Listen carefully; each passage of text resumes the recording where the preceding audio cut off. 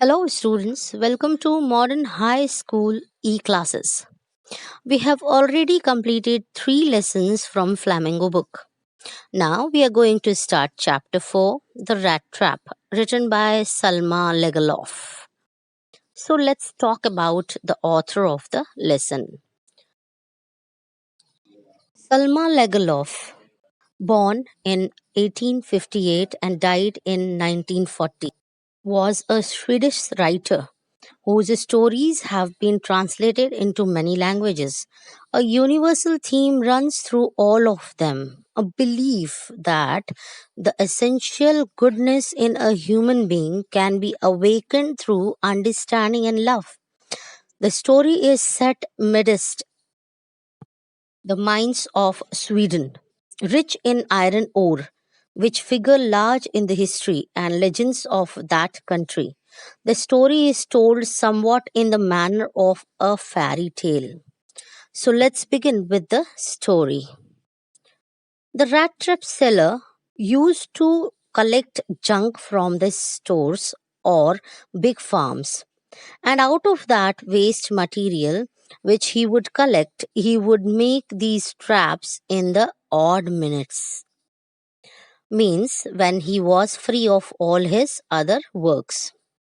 Sailing off traps were not enough for him to survive, so he would beg and steal.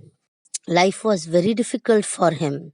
According to him, entire world is a rat trap, and these comforts and luxuries are like baits. Baits means temptation, greed, praloban, to entrap the people.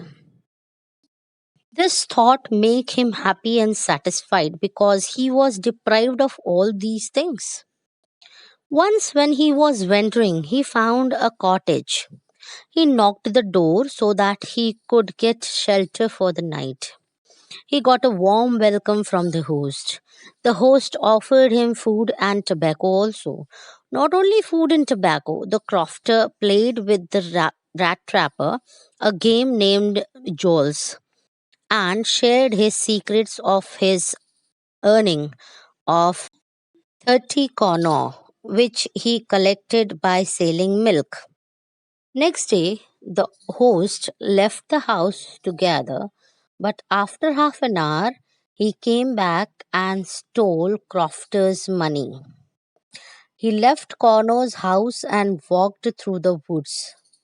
Instead of taking a road as to avoid being caught by the cops. But in the dark, he lost his way in the woods and was completely exhausted and hungry. He realized that he was walking around the same spot. Now he was tired to death. Tired to death means to completely exhausted. At this time, he heard the thumping sound of hammer strokes coming from an iron mill. He tried hard and gathered all his strength and started moving towards the direction of the sound. He entered the forge and stood close to the furnace to warm himself. Two people, a blacksmith and his apprentice, were working in the mill. The iron master came to his nightly round. He came close to Peddler and watched him and mistook him as his old comrade called Niels Olaf. He didn't reply. When Master invited the peddler to the manor house, he refused to go to the Iron Master's house because he had some money which he had stolen from the old crofter. So he feared that he could be caught. So he rejected the invitation. Iron Master went away. Later, his daughter Edla arrived in a carriage along with her valet. Valet means servant. And she convinced him. The peddler agreed to go with her. Edla was a better observer than her father. Just by looking at the face of the stranger, she could make out that this man was afraid. She could guess he is either a thief or have escaped from the jail. So she said that he was free to leave their house at any time, but she wanted him to stay with the family just for Christmas Eve. On reaching home, he was given a warm treatment. Edla was talking to Peddler in a very nice way, which made him believe her, and he got ready to go with her. They helped the peddler get a makeover.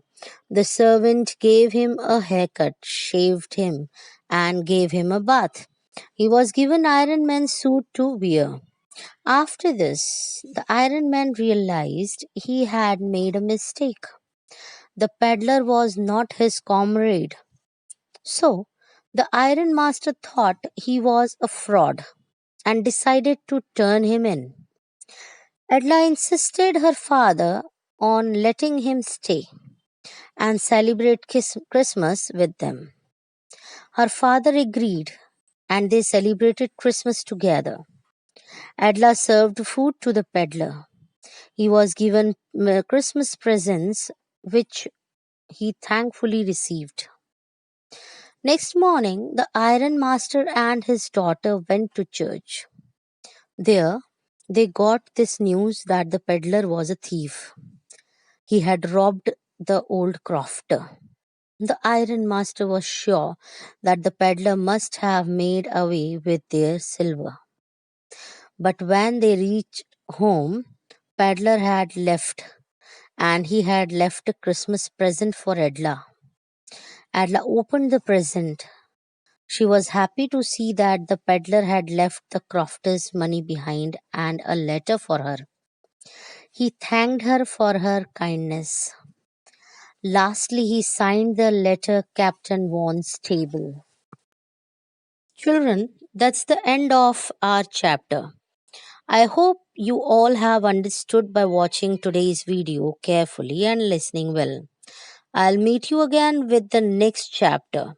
Stay home, stay safe, and keep learning. Thank you.